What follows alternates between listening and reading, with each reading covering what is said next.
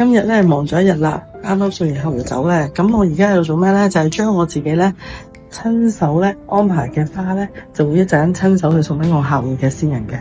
其實我哋做呢一行，我哋做呢一個事業咧，我係用心去做，用愛去做，因為我覺得識得我客都係有緣嘅，由我親手送俾客咧，我都係當屋企一樣。有啲客戶新時話中意阿 Jenny 煲嘅湯咧，咁我都會定時咧去供俾佢哋嘅。咁有時啲客人就會覺得，點解 Jenny 你成日都要做呢啲嘢咧？我覺得其實喺世上大家遇得到呢一個係好難得嘅緣分嚟嘅，有緣相見，我都當佢屋企人咁樣對待。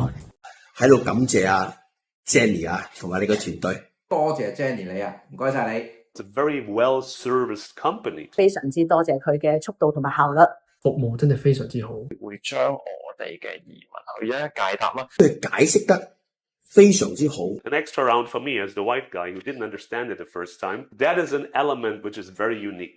咁 Jenny 真係好好喎。佢喺度了解到我哋嘅情況之後咧，就根據我哋個 background 去同我哋度身訂造一個合適我哋嘅產品。